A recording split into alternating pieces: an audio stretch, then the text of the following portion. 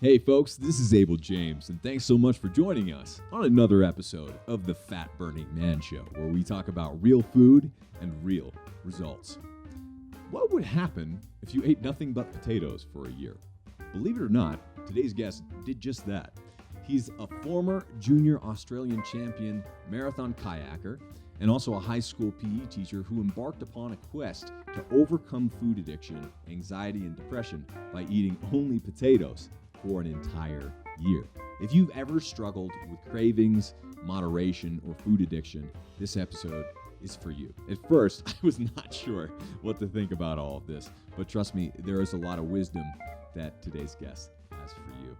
Especially, one thing that comes up is for some folks, they have trouble with moderation, right? If you have a whole chocolate bar, can you eat just one square? An interesting thing that comes up is I kind of can. I have that personality, I guess, which is different from from a lot of people out there, including my wife, is not as much of a someone who can moderate like that. So if you feel like you eat that one slice of pizza or that few chips, then you have to eat the whole bag, then definitely pay attention to this episode. You don't have to eat only potatoes for a year. It's really not about the potatoes, but listen to what he has to say. There's a lot of great advice in there. So before we get to the show, here's a review that came in from, I hope I say this right, H. Deitzler, who says, "Thank you, Abel, for publishing this book. As an RN in the Western medical community, I can't tell you enough how much this information is needed to be spread. You did so in an honest and factual way that was enjoyable to listen to and easy to understand. Society's understanding of nutrition is so clouded by the media and large corporation marketing that it's deceiving even the medical community, and it's having a hard time sorting it out. I've listened to your podcast for a while now and love how honest you are and that you are not corrupted by the bottom line. Your integrity is what brought me to read this book and become better for myself and family. I've learned so much through people like you and some of the folks you bring on your show." H. Deitzler. Well, the first time I read this, honestly, I'm going to be honest here, and I'm not a crier, but the first time I read this, it made me cry a little bit. My mom, of course, is a nurse practitioner and herbalist and also an author. So for me, I've kind of been in that world for a while, and my mom has always straddled the Western medical community that often she would have to work in and was educated in, but work in to pay the bills, and the kind of alternative healing community, because those can be very different things. So to your point, I really do my best to bridge the gap and hopefully make it accessible to folks who are in the more professional side of things like you are. So thank you for listening, and I'm really glad that it's working for you. Now, if you're watching this or listening, you took your health into your own hands. You're feeling better, shedding fat, feel like you have a bit more energy than you did before. I'd love to hear about it. Let me know. Even if things are going poorly, let me know about that, and we'll see if we can help you out. The easiest way to get in touch is just to email me at abel@fatburningman.com, or go to fatburningman.com, sign up for the newsletter, and then hit reply. And I try to read every single one of those emails, and I always love hearing from you guys. I always learn something from you. But now, if you're curious, this is something that you may have caught wind of, but you also may have missed. When Allison and I moved up to the Rocky Mountains here in Colorado, we were without internet for about 8 months. No Wi-Fi, no Ethernet, and so we had to get pretty pretty clever with how we worked everything out.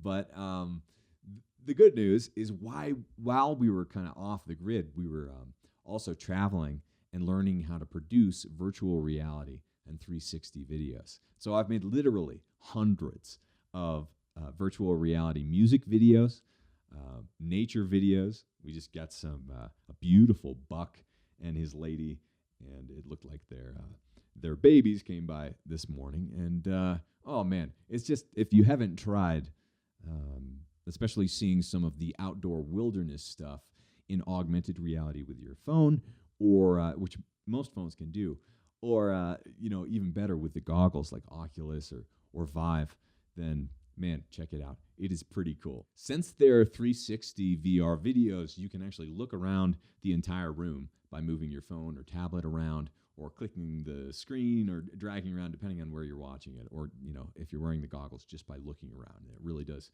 feel like you're there in a totally unique and crazy way.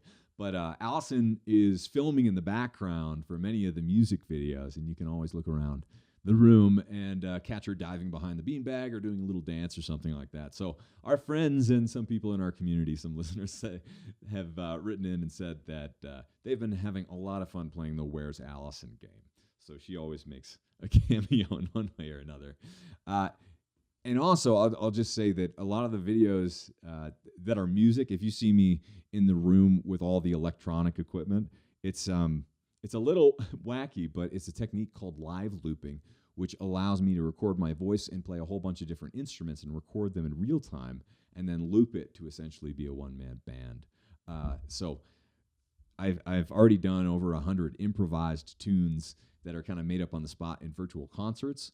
We have a bunch of free live streams, which will be virtual live concerts that we'll be able to do with our new internet and our new some new cool video gear that we have. So hopefully some of these videos will put a smile on your face or get you grooving around a little bit. So for the Adventures with Abel VR series, we've been sharing virtual tours and nature hikes to watch and explore in 360, including Yellowstone, Grand Tetons, Dinosaur National Monument, a volcano in New Mexico. Who knew? We hiked right down into the crater of it. The real-life Oregon Trail, America's Stonehenge, and tons more. Even a 1,400-foot effigy of a snake in Ohio. Just head on over to abeljames.com to catch a brand new 360 video every single day for the next year.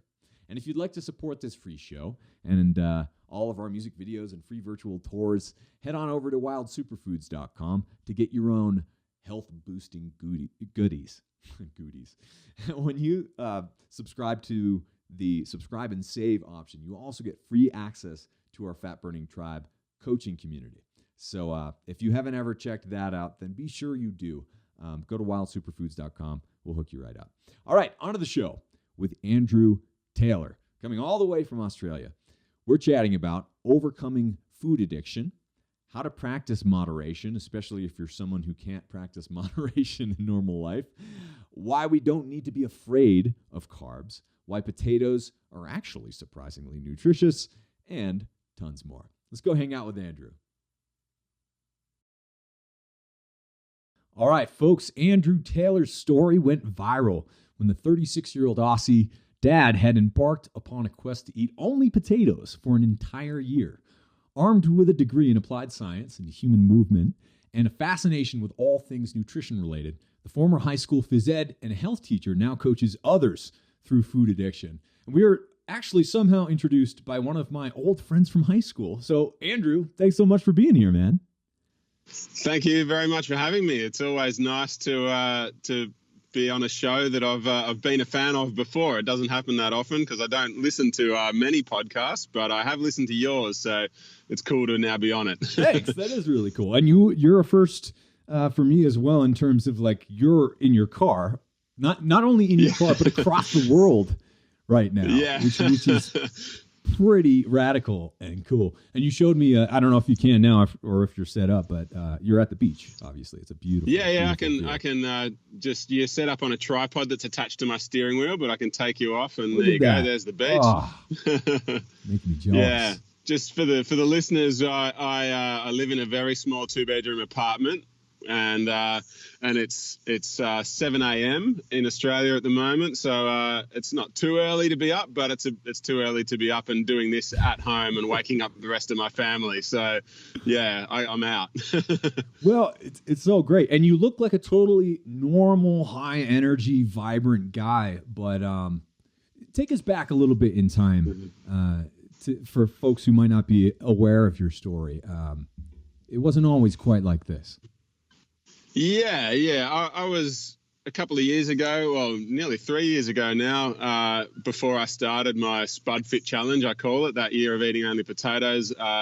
Life was very, very different for me. I was clinically depressed, clinically anxious, and I was just in a really, really low point in my life and felt very hopeless and out of control. And I was in the bottom of a deep, dark pit, and it felt like there was just no way out. And that's where I was going to be living for the rest of my life. And I didn't know, this is actually about now 3 years ago was when when the idea for this whole thing came to me, and I started researching to see if it would be a safe idea. But yeah, I had no idea at this point 3 years ago how my life would change just in a matter of months. Yeah. Isn't that cool? Yeah. I didn't realize that until just talking to you now, but it was about halfway through November that the idea came to me, and I started researching. So yeah, it was cool. Reading through your book too, there were a few lines that really struck me. One, you said that you were crying almost every day, but didn't feel emotion. I thought that was fascinating. Yeah, it was confusing to me at the time as well, because, I was, in hindsight, I was depressed for a couple of years before I was diagnosed. And it was weird because it wasn't like I was constantly feeling sad. My idea of depression was someone that was just constantly walking around feeling miserable all the time. And I did have that. I wasn't this happy sort of upbeat kind of guy that I am now.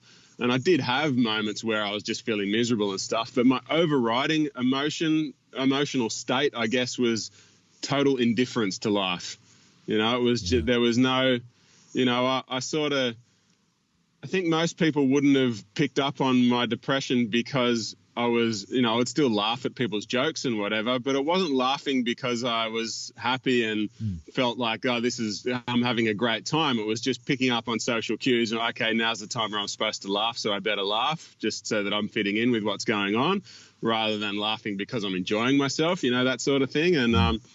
And then, I did have pretty much every day, there was at least one point in time where I would feel like I'm going to cry now. There's some tears coming, and I would go and find a private spot, usually the toilet or the bathroom, a spot where I could be on my own, and I would cry for a bit, and then I would go back and go about my day again. And I was like, why is this happening? I don't understand why I'm crying all the time. I'm not sad. Like, what's going on here? It didn't make sense to me. And in hindsight, it made sense, but at the time, it was just confusing. Yeah. I remember reading just a few weeks ago, a definition of what it feels like to be depressed, and I thought it was so interesting.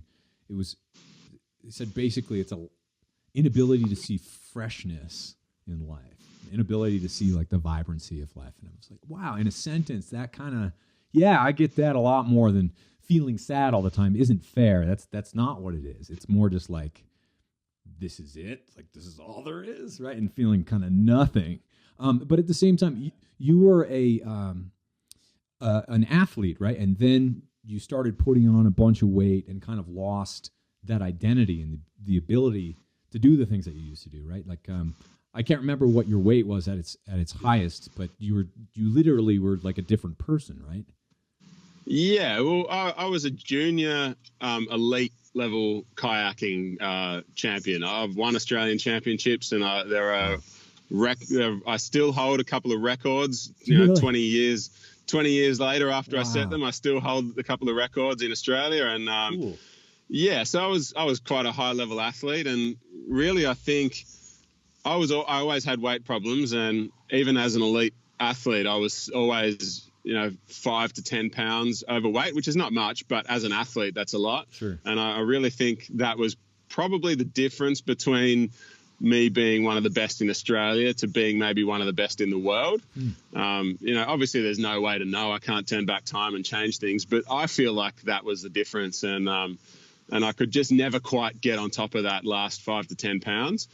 And as I slowed down my athletic feats and my training and all that, I used to train at my height. I was training 4 to 6 hours a day, and then I stopped being so competitive, and I toned it down a bit to 2 hours a day, which, is a lot for most people. But for me, it meant that I started putting on weight because I kept eating the same way as I did before. Right. And then, I started putting on weight, not heaps, but I was getting more overweight. And then basically when my first boy, who's now 5 years old, when he was born, I basically just stopped altogether. There was, as most parents can relate to, there was no sleep happening, and there was no time to do anything else. And even if I did have time, I was just too tired because there was no sleep happening. And I did try to eat. I wasn't very good at eating healthy, but I did try before that. But then once suddenly there was no training happening, there was no sleep happening, and the little motivation that I had to try to eat well, that was gone. So I was just eating junk all the time, not training. And that was, then my weight really ballooned, and I got up to 336 pounds. Wow. Which is 152 kilos. We use kilos in Australia, but that was, I got big. Yeah. What happens to your mind when it's like you were an extremely talented athlete, and then all of a sudden it's just like you said, you start not getting sleep, and then you start ballooning a bit. But like, how do your habits change so much? Like, how do you lose the ones you probably still liked moving your body, but you stopped doing it as much? Like, I guess what I'm trying to ask is, like, how does that downward trend keep going down, and why do you think that is? Yeah, well, first of all, it's weird that I never really lost my identity as an athlete. It's really strange, I still felt like I was an elite athlete. Okay. Yeah. It's weird. Like, I still walked around telling myself that I was an athlete, even though I was the furthest thing from an athlete that you could be. I never accepted the fact that I was not an athlete, and I still am not. I don't think of myself as an athlete anymore. And part of my transformation is that I accepted that, and I'm working on becoming an athlete again. But yeah, at the time I was a 336 pound man who still thought of himself as an athlete for some strange reason. You're right. I did still like moving my body, and I still liked exercising, but there's a whole different range of factors, but I think one of them was that, I probably could have found the time to do, 15, 20 minutes, half an hour a day. But to me, it didn't feel like a training session unless I did 2 hours or 3 hours. Yeah. And, I totally get that. And it felt like as an athlete who was used to like training hard and long, it was like, well, if I'm not going to go and do what I call a proper training session, then what's the point? So, I was sort of deluded in that way. I sort of just, if I can't be extremely fit, then there's no point being fit at all. Yeah. So it was sort of, even though I hadn't been extremely fit for a long time, it was just this sort of delusion that I was maintaining in my mind. I didn't accept reality, I guess, is the main point there. As you mentioned, because you were struggling with what you realized was addiction. Right, and that's kind of the nature of it. At the beginning, you don't realize that it's a problem. Yeah. You don't even want to admit that it is, and you're kind of in this state of denial. So what was it that allowed you to break through that? Yeah, well, it's sort of a big story that led to that realization, but I had no idea about addiction or anything. It's something that had never crossed my mind. So to cut the story short, basically, I went out one day. It was a beautiful day, much like today here in Melbourne, and I was walking by the water with my son. He was 2 at the time, or he'd just turned 2. And basically one of those episodes where I was crying just came to me while we were out for a walk. And for the first time, I did that in public where people could see me. I basically ended up sitting down on the side of the path with my 2-year-old son, wiping tears away, strangers walking past, and my little boy telling me not to be sad and whatever. And that was a really intense moment for me because I had this, I realized that, hang on a second, my 2-year-old boy here is doing more to look after me than I am doing for myself, and that shouldn't be the way it should be. And and then I realized as well that, I'd been a teacher for a long time, and I still have been, a long-term teacher. And I was thinking about basically every time I'd ever had the parent-teacher nights, things always click. And I always realized that this kid is the same as their parent. It's always the same. The kid, much as kids try to be different from their parent, and they are different in lots of ways, the essence, at their core, the kids are a lot like their parents. It's always the same. I've seen it year after year after year through thousands of students. And I thought, I nearly swore then. So I thought, oh no, my boy is going to end up like me. Like, no matter how hard I tried to be a good dad, and I was putting everything into trying to be a good dad, no matter how hard I try, he's going to end up like me. And that was the last thing I wanted for him, to just be this fat, depressed, hopeless person. I just couldn't think of anything worse that I wanted for my boy. So I thought, this has to change. I've got to do something about it.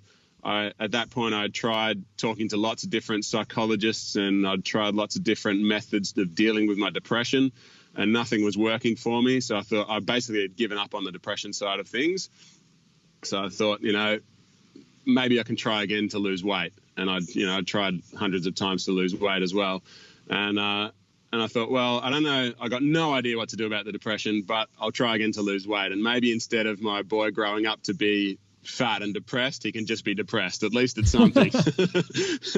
So I did a month of really good training and eating, and I was green smoothies, salads, all this good stuff, and exercising every day. And after a month, I did really well, and I decided to reward myself with one slice of pizza for dinner. And long story short, one slice of pizza turned into a whole family-sized pizza plus ice cream plus soft drink. I told myself all these stories about how I would go back to healthy living the next day, which never happened. I didn't get up and do my training. I didn't have my green smoothie and salad and all of that. And I was really, the next day, I was really beating myself up about this binge that I'd had and how I was hopeless and how I was an idiot and all this, self-defeating kind of talk. And at one point I went to the fridge, grabbed a beer, and as I got back to the couch and cracked open the beer, I suddenly just hit me like a ton of bricks that I had been treating food all my life the same way that an alcoholic would treat this beer that was in my hand. That was a really big moment, and I was like, wow, I'm a food addict. That was like, that's my problem. I'm a food addict. I'm not just a fat guy who needs to just eat differently. I need to treat my addiction. Mm-hmm. So then I started thinking about addiction, and I figured, alcoholics, it's not easy, but it's simple, if you know what I mean. All they have to do is just not drink. There's one thing to do. They just don't drink alcohol. It's a hard thing to do, but it's a simple idea, if you know what I mean. And I thought, so if an alcoholic should quit alcohol, a heroin addict should quit heroin, every other addiction I could think of, there's a lot behind it, but the simple idea is you just quit. And I thought, isn't it a shame that a food addict can't quit food? Right. And then I thought, well, maybe I can get as close as possible. I wonder how close I could get to quitting food. I wonder if there's just one food I could eat while quitting everything else, and thereby getting as close as possible to treating food addiction with abstinence in the same way as every other addiction. So that's where I mentioned earlier that the research started. I did a lot of research, hours and hours every day for about 6 weeks before I settled on potatoes being the perfect choice for doing this experiment. And the rest is history. And I think it's worth diving into the specifics too, because you had rules on how you were able to do it, and it wasn't just a gimmick. I think even when I saw it the first time, I'm just like, is this a gimmick or is this for real? And I think once I really looked into how you were doing it, I liked it more and more. Yeah. So tell us about how it looked like per meal or every day, and the little things you allowed yourself. Yeah, well, basically my first thought of this was that I would do it for a couple of months, and the idea would be that it was strictly potatoes only, and that is it, nothing else. But that block of research that I did finished 3 days before New Year's Day, 1st of January. And then the idea came to my head that, hey, if I'm starting on the 1st of January, maybe I should just go to the 1st of January and just do the whole year. And that sounded like a good idea, but it also sounded crazy hard and something that I would never be able to do, since I'd never been able to stick to any diet before. So because it sounded just so insanely hard to me, I thought I'll just make it a little bit easier by allowing myself a little bit of flavor. So it was only potatoes, but I allowed myself some dried herbs and spices from time to time, or maybe some tomato sauce or ketchup, you call it in the US, maybe some barbecue sauce or something like that. But I keep all that stuff very, very minimal. It was just, using that stuff enough to give it a little bit of flavor, so that I wouldn't go totally insane, basically doing this for a whole year. Yes. But yeah, most of my meals were pretty much, I'd say 3/4 of my meals were just plain with no flavoring, and then I'd add a little bit of flavoring every now and then. So that was actually, I was going to say that was rule number 1, but that was rule number 2. Rule number 1 was to get medical supervision. I did this with supervision of a doctor. I think that's important for your listeners to note that I didn't expect that there would be any problems. I did my research and I was 100% confident that everything would go well, but I also thought, this is unusual. I better just get that insurance policy and, make sure that I knew what was going on with my health. So I got regular medical checkups, blood tests, all of that. That was rule number 1. Rule number 2 was eat as much as I feel like whenever I feel like it, and with those flavorings. So there was no calorie restriction. There was nothing. It was not about losing weight. This was definitely not a weight loss attempt for me. It was purely about that food addiction. And if it was just about quitting other food, then as long as I wasn't eating other food, then there was no problem with the volume that I was eating. I could eat as much as I wanted as potatoes, and that would still meant that I had quit everything else. So that was my only focus. Yeah. And yeah, that was really rule number 3. What was rule number 3? Maybe that was sorry. I broke that. I've made a mistake there. I haven't gone through these rules for a while. So rule number 2 was, what can I eat? It was potatoes and flavors. Rule number 3 was to eat as much as I feel like whenever I feel like it, and that was it. Very simple. So keep it simple and really try to mimic that. The abstinence model that an alcoholic would use as much as possible. That was what I was basing everything on, and try to and an alcoholic. If an alcoholic gets through a day and they have not drunk alcohol, it's a success. That's the only measure. And I wanted it to be the same for me. If I get through the day and all I've eaten is potatoes, success. It's not about weight loss. It's not about anything other than just following this abstinence model and see where it leads me. Yeah. And it's not even about potatoes. Exactly. Yeah. It's not like, I understand that people think like you thought, and I totally understand that people think it's a gimmick. It's just some weird guy doing something silly for 15 minutes of fame. I get that, because I have probably seen lots of people doing important things, for very good reasons, and jump to the conclusion that it's a 15 minutes of fame sort of silly gimmick kind of thing. I totally get it. And I get that people think it's all about potatoes and all about weight loss. That's what gets attention, and that's what the media wanted to focus on at the time. So I understand, but yeah, it was not about weight loss. It was not about potatoes. It was about treating my addiction. And that was really the weight loss is obviously a very welcome side effect. I'm very happy that I lost the weight. But that happened as a result of dealing with my food addiction, not as a result of trying to lose weight. Right. Yeah. And I think that's really important to keep in mind too. So how much, this is a weird question, but how much weight did you lose and kind of ignore? Or like how quickly did it happen? Yeah, it happened really quickly. I the first time I weighed myself, like in the beginning, there was no media coverage in the beginning. I was doing it on my own. And the only reason it got media coverage was because I was doing a video diary and I didn't have room to store all the videos. So I put them on YouTube thinking no one would watch them, and I could go back and watch them later. That's great. And nobody did watch them. In the first month, I had like 50 total views across all of my videos for the month. And that was fine by me. I didn't care about people watching it. But then someone from the media found it and it blew up. But yeah, in that first month, I lost 10 kilos, with I was going to say with no effort, but it wasn't with no effort. Eating only potatoes was a hard thing to do, but the effort wasn't directed at weight loss. It was directed at dealing with my own issues around eating only potatoes and that sort of thing. Yeah. And you were still eating as much as you wanted to, volume wise.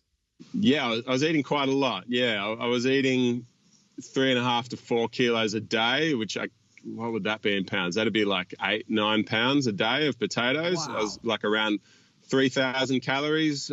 I didn't give or take. I didn't even think about that, but yeah, you could literally look at what you're eating every day or every week as a sack of potatoes. Like you could, did you take pictures of all the potatoes? Yeah. Well, I wasn't tracking how much I was eating or anything. Yeah. Like people always ask me, how much should I eat exactly? How many calories? I wasn't tracking it on purpose, but I knew each week how many kilos I bought. So it was easy to go, this week I've bought this much, I can divide it by the days and that's how much I've eaten. So that was the only way I knew how much I was eating, but I was just eating as much as I felt like, and that was what it turned out to be. Yeah. It's interesting. It makes me wonder really what it would have been like to live 100 or a couple hundred years ago. There were a few years when, volcanoes went off and we didn't get as much sun and there were famines in the 1800s. And so if, like, obviously they didn't have grocery stores back in history, right? Yeah. Most likely people probably would be eating nothing but potatoes for months and months and months on end when things weren't working out, when crops failed. The only difference perhaps is that they probably couldn't eat as much as they wanted to. Yeah. I guess I hadn't thought about that point that you've just made before, but yeah, there would have been, months where people ate only potatoes. There's the thing I talk about with is like the Irish diet's the best example of it, where the Irish didn't live on only potatoes, but very close to it. They lived on a diet for a couple of centuries where potatoes made up, around 90 to 95% of their calories, and probably supplemented with a little bit of milk or things like that, or butter. But yeah, they got everything they needed, and their population grew, which, populations don't grow unless the population is healthy.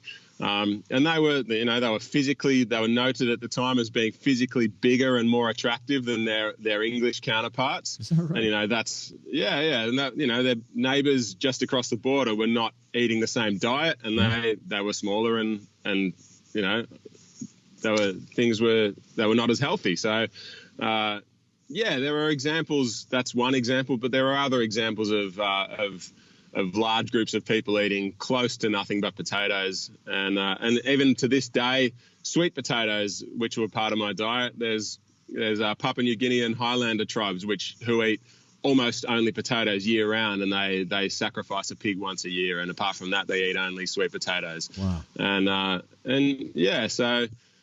There's lots of examples of people thriving, not just surviving, but thriving with potatoes and sweet potatoes as their sole food source. And there are other examples of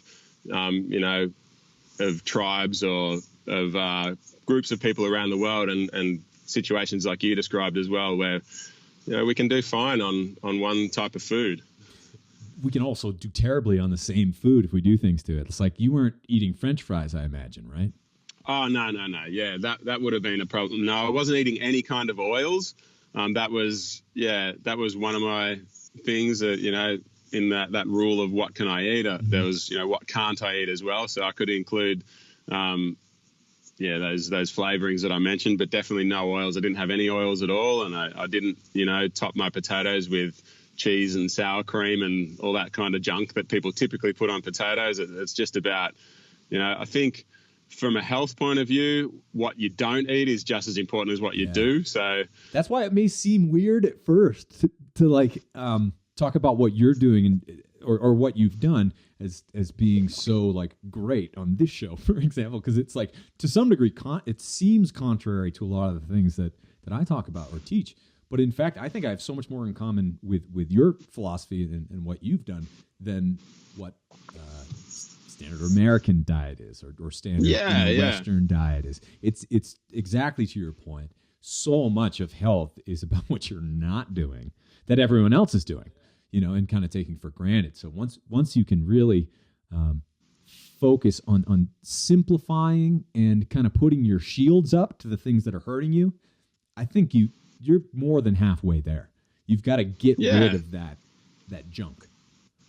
Yeah, exactly. And I think, you and I are going to disagree on a lot of things about diet, about what's healthy and what's not. But yeah, like it's important that we don't just go, well, Abel James is an idiot, or that SpudFit guy's an idiot because he says this, It's not true. No. We are going to agree on a lot more than we're going to disagree on. And yeah, why not?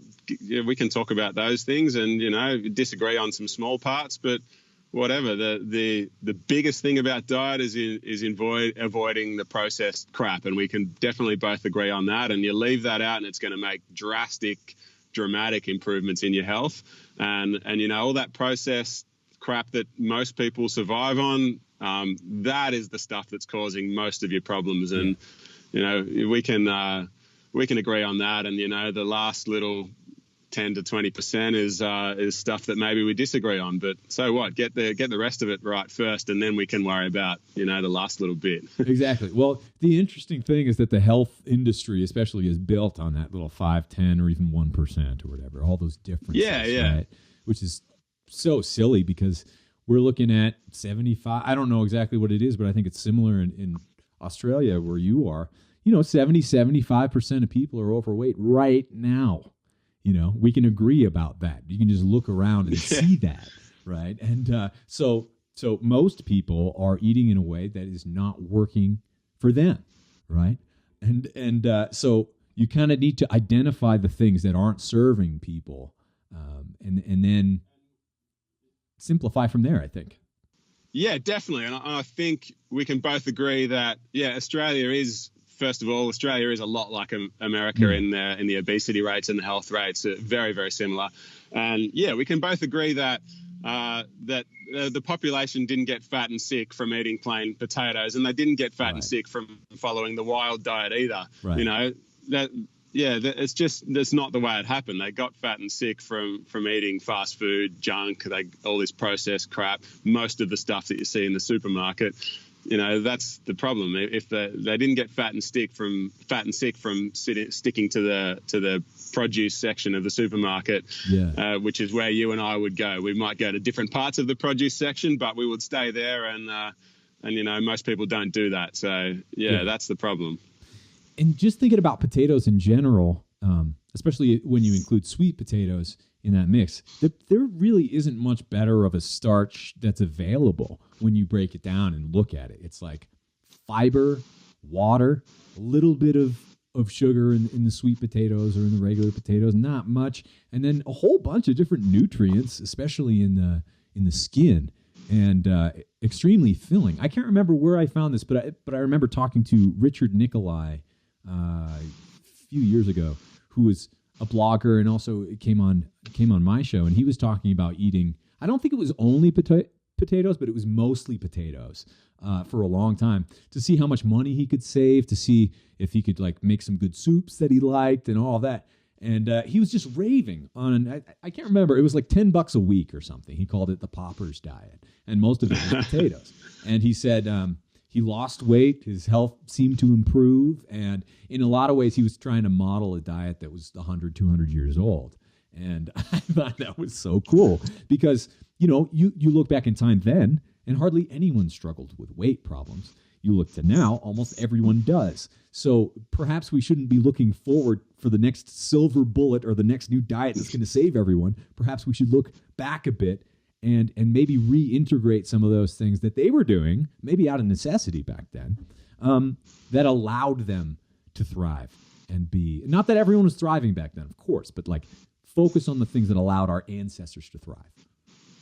Yeah, definitely. Yeah, potatoes are super nutritious. So as long as you're getting enough calories, you're eating enough. You're not trying to restrict and trying to lose weight. So yeah, they're really amazing, and they're absolutely a health food. And I can actually I can concur with your friend. Sorry, I've already forgotten his name. That did the mostly potato diet. Yeah, for Richard. Yeah, for the first month, I was spending less than $5 Australian a day, which is probably probably like $3 I guess per day. Sure. On potatoes. So it was a pretty cheap diet. And actually, I was lucky. the media story broke at the end of the first month, and from then on, I was sponsored. Well, I was sponsored with free potatoes by a local potato guy. That's awesome. So for the rest of the year, I didn't actually even pay for my food. So wow. That was a cheap year for me. All right, so let's talk about how you transferred back to, I guess, regular. Was it regular eating? How did you transfer back after that year to not being addicted to food anymore yet starting again? Yeah. So my number one thing was I had basically spent the year avoiding addictive foods. There are a lot of foods around that are addictive. Yeah. And by addictive, I mean, there are a lot of foods that we eat which, when you eat them, they will trigger pleasure centers in your brain. Right. And I call it you'll get what I call a foodgasm. And so I basically all the foods that would trigger that reaction, trigger the dopamine production in your brain, I still don't eat those. So I haven't eaten chocolate in 3 years. I haven't eaten cake or, any of that. I don't touch any of that. So, I eat these days what's called a whole food plant-based diet. So I eat a lot of beans, whole grains, vegetables and potatoes. Potatoes probably still make up 2/3 to 3/4 of what I eat. Really? I still love potatoes. Actually, yesterday was a very potato day. I had 3 meals yesterday, and all 3 of them were potatoes with baked beans. That's amazing. And that was it. Yeah. So I eat very, very simply. That's not every day. That was just, I have a lot of potatoes and baked beans at home, so I was just eating them. But yeah, I eat a little bit of fruit. I eat, basically I don't eat any processed foods, no processed sugar. I don't eat any oils, and I don't eat any animal products, which is the bit that you and I would disagree on. But yeah, my diet is unprocessed whole plant foods, and basically that simple. I call it whole. The diet is known as a whole food plant-based diet, but I call it whole food potato-based. I like that. No, what's the mix between sweet potatoes and what about squash and stuff like that? Do you just throw that in there too, or? You must know all the varieties of potatoes at this point. Yeah. Basically, I do know all the varieties, and I have tried them all, but mostly I just get whatever's cheapest. As far as during the year that I did it, I was eating mostly white potatoes. Maybe I would have one meal every couple of days that would be sweet potatoes, but most of what I ate was normal white potatoes. These days I love sweet potatoes, but more of what I eat, as far as my potato breakdown, more of what I eat is white potatoes than sweet potatoes. But there's no particular reason for that. It's just that I prefer it. If people want to eat more sweet potatoes, that's totally fine too. There's no reason to eat one way or the other. They're both equally great. Yeah, I'm a big sweet potato fan. Yeah. Well, why not? They're fantastic. Yeah. But you're not using oils, so that's something that's also quite unique as far as guests I've had on the show. So yeah, I'd love to have you explain a little bit why. Okay, well, they're a highly processed food, like sugar is. I compare oil to sugar, right? So if you take a sugar cane and you strip it of all the fiber, the water content, you take the protein and the carbohydrate out of it, and you take nearly all of the minerals and vitamins out of it, you're left with pure sugar, right? And everyone agrees that that's a highly processed food. It's not an intact food. And then you go the other way. You take a perfectly good olive, you strip it of the fiber and the water content, and you take away the protein and the carbohydrate and most of the vitamins and minerals, and then you're left with pure fat. And it's highly processed. To me, it makes sense that it's on a par with sugar. It's like they're basically both highly processed foods that are highly calorically dense. There's a lot of calories in sugar and there's a lot of calories in oil, and they also both trigger that pleasure center in the brain that I was talking about. That's it triggers an addictive response. I avoid it for those reasons. And there are also there are studies about oil contributing to heart disease and things like that. So But the main reason for me is that I'm avoiding addictive foods, and oil is one of those foods that triggers pleasure centers in your brain that makes you want to eat more and more. So, yeah. Are there any fruits or veggies or like foods that would seem like they wouldn't be addictive that do come from nature that you avoid for those reasons? Well, yeah, avocado is one that I don't. Oh, really? I don't. Yeah, I don't not eat avocado, but I'm wary of it, and peanut butter, things like that. That's just I do give peanut butter to my son on toast, and I make sure it's a high quality. It's just peanuts blended and into a paste. It's not full of sugar and all this other. You can get good peanut butter, and you can get highly processed, with all the additives and stuff. So, But even that, like if I make him a piece of toast and have a bite, then I think, oh no, I shouldn't have done that, because now I want to eat 7 pieces of toast. Yeah. but it's the high fatty content foods, like the natural foods like nuts and avocado and coconut, things like that. The foods with high fat content are things that I don't 100% rule them out, but I'm wary of my behavior when I try some of those sorts of things, and most of the time I don't have it at all, but every now and then I'll have a little taste and think, just be careful with this. Yeah, totally. Well, because what you're really trying to avoid is that like one pizza into eating the whole pie type scenario, right? With all foods. Exactly. Yeah, definitely. And a piece of something with avocado on it is fine. And a slice. Let's be honest, a slice of pizza once a month is going to be fine. If I was able to stick to that once a month, like I tried to have one slice of pizza, that's not going to ruin your health. Sure. If you have one slice of pizza in a month, that's almost nothing. But like you said, when it becomes a whole pizza and it becomes something you repeat every day, that's when it's a problem. And so that's why personally I can't do it. I'm not going to say, I don't know how your relationship is with food, but I wouldn't go and say you can't ever have a slice of pizza or an ice cream or whatever, because I don't know how that's going to affect your behavior tomorrow and the next day and the next day, whether it's going to become something you do every day. But for me personally, and for many other food addicts out there, it's a bad idea to even flirt with it once a month, because an alcoholic could go for a month without drinking beer and then have one beer and it quickly becomes full-blown alcoholism. So no one would tell an alcoholic that, this idea of everything in moderation, nobody applies that to an alcoholic or a heroin addict or whatever. You'd be crazy if you tried to tell an alcoholic to drink alcohol in moderation. It's a silly idea. Yeah.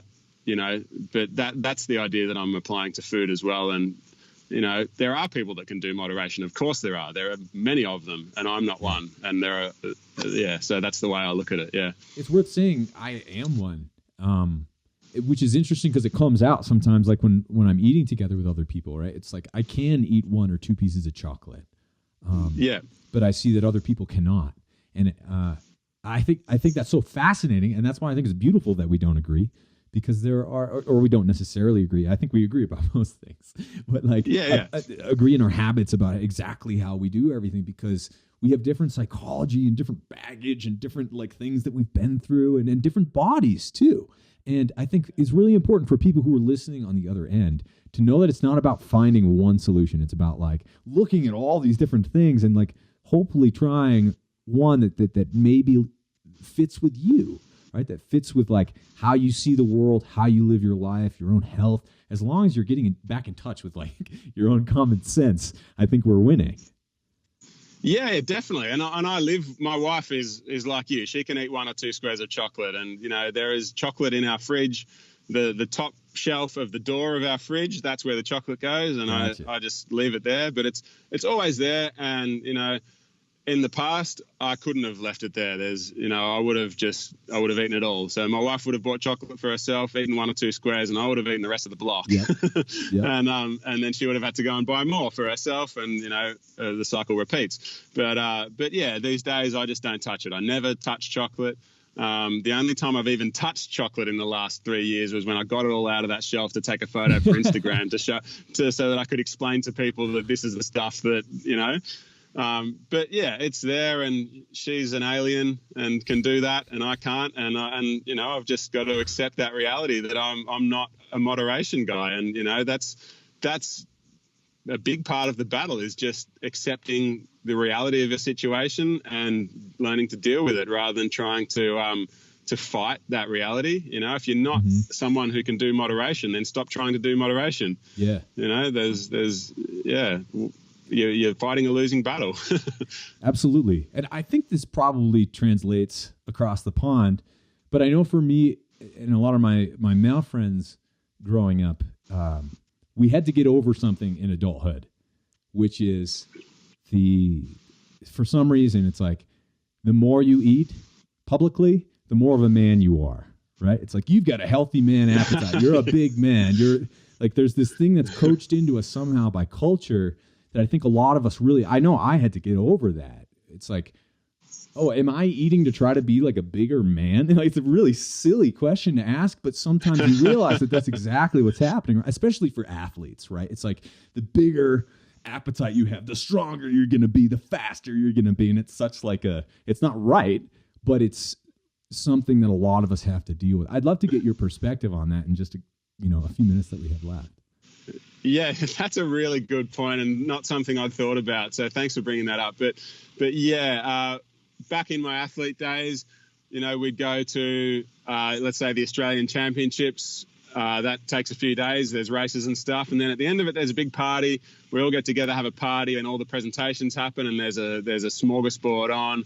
And it is like a competition between athletes to see who can pile their plate the biggest, right, and who can fit in the most. And, me and my friends would go to an all-you-can-eat restaurant and literally have a competition to see who could eat the most. And, like, it's crazy. It is nuts to think that, somehow you're a bigger man if you can eat more. Thanks for bringing that up. That's a really interesting thought, and definitely something I can relate to as well. Yeah. And yeah, I still do eat a lot, but I'm 6'5" and I'm a big built guy, and I still do eat a lot. But yeah, I definitely don't compete with anyone anymore.